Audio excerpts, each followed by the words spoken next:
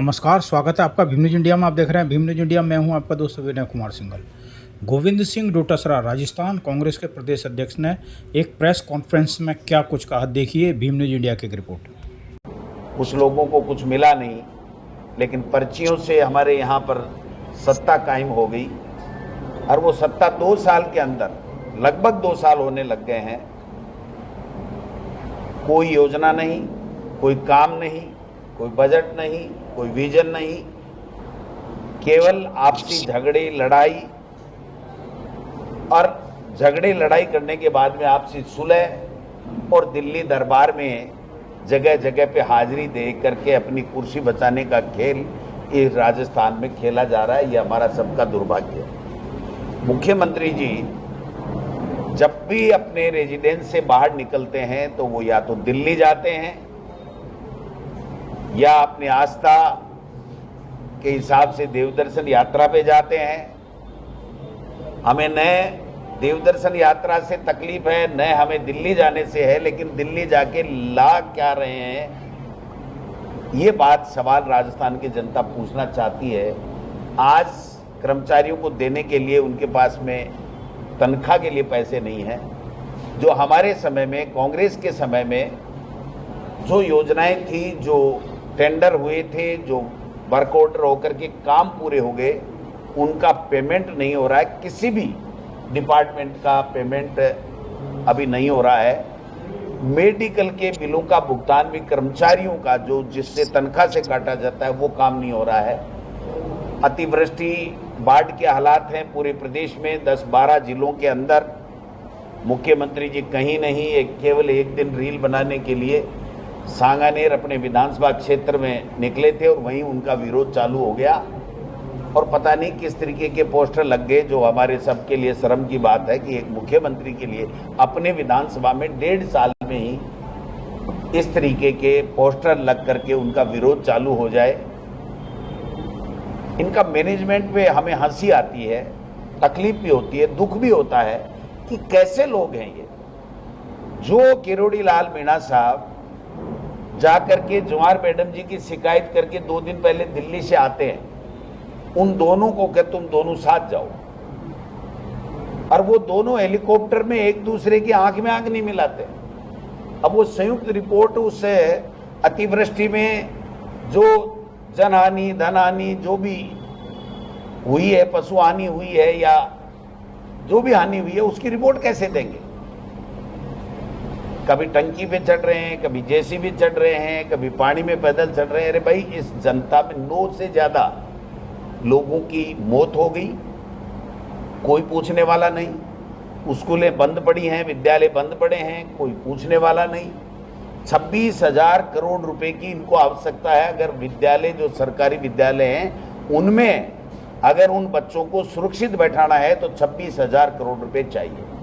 ये मिलकर के आए थे शिक्षा मंत्री जी से, भारत सरकार के शिक्षा मंत्री जी, मुख्यमंत्री जी को बताना चाहिए कि वो अलग से क्या पैकेज लेकर के आए हैं कि 26,000 करोड़ रुपए जो हमारे इन विद्यालयों को सुरक्षित करने के लिए लगाने चाहिए। वो पैसा ये कब तक लगाएंगे, क्या करेंगे, क्या नहीं।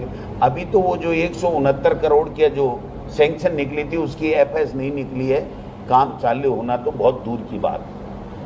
अभी मैंने सुना है कल ही कि मुख्यमंत्री जी और मदन राठौड़ साहब इनसे संवाद करेंगे, एमपीओ से करेंगे, एमएलए से करेंगे। विधानसभा का सत्र भी 1 तारीख से आहूत है। मेरे समझ में नहीं आ रहा, तो क्या ये संवाद करते नहीं है क्या संवाद करेंगे? संवाद ये करेंगे कि जो पर्चियां बदलने का जो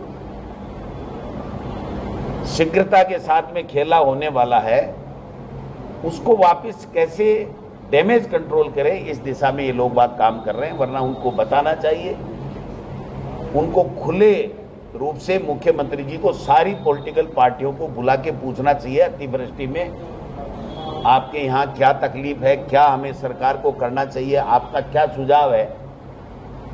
ये तो अकेले बैठ के गुड्डी गुड्डी कर लेंगे। मैं आपको दावे के साथ कह सकता हूं कि इनका जो अंतर्विरोध है इतना भयंकर रूप से सामने आएगा कि ये कलह इस सरकार की पर्चियां चेंज करने में सहायक सिद्ध होगी। ये मैं आपको कहना चाहता हूं। और हमारे शिक्षा मंत्री जी तो बहुत ही अलबेले शिक्षा मंत्री हैं। देश में किसी भी स्टेट में ऐसा शिक्षा मंत्री नहीं होगा कि स्कूलें बंद हैं। 3-3 महीने तक वाइस प्रिंसिपल से प्रिंसिपल की डीपीसी का पदस्थापन काउंसलिंग के माध्यम से नहीं करवा पा रहे हैं। 500 के लगभग तो रिटायर्ड हो गए कि भाई हमें प्रिंसिपल का पद ही नसीब नहीं हुआ, केवल वेतन नसीब होगा, क्योंकि उसी जगह पे लगा दिया गया था। तकरीबन सभी जगह 3000 से ज़्यादा जगह पर डबल प्रिंसिपल लगे हुए हैं। 3 बार काउंसलिंग का निकाल दिया गया कार्यक्रम। आज 25 तारीख से भी काउंसलिंग का कार्यक्रम है, लेकिन आप पूछ सकते हैं उनसे, सरकार से पूछ सकते हैं, विभाग के अधिकारियों से पूछ सकते हैं कि क्या आज से 1 तारीख तक जो वाइस प्रिंसिपल से प्रिंसिपल की, जो डीपीसी से पदोन्नत हुए लोगों की काउंसलिंग से पदस्थापन होना है, क्या वैकेंट पोस्ट आपने दिखा दी क्या?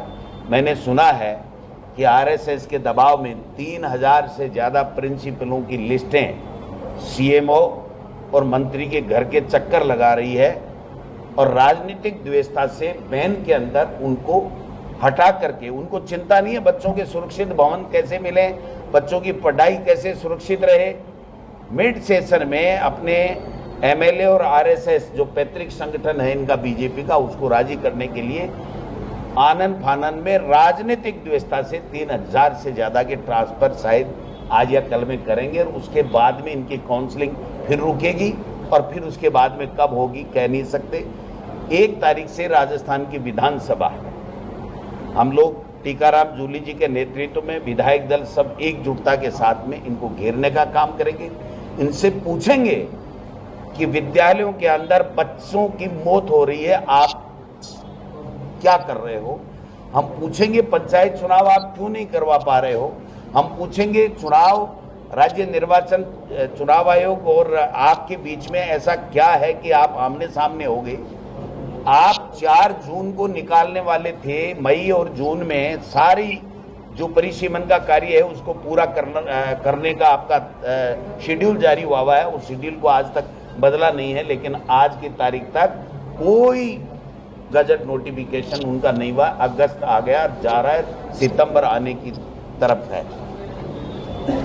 जो 3 महीने का समय देकर के जो ओबीसी की सर्वे की जो दिया था जिम्मा मदन लाल जी को और एक आयोग बना करके, मैं पूछना चाहता हूं वो 3 महीने तो पूरे हो गए, क्या दे दिया क्या?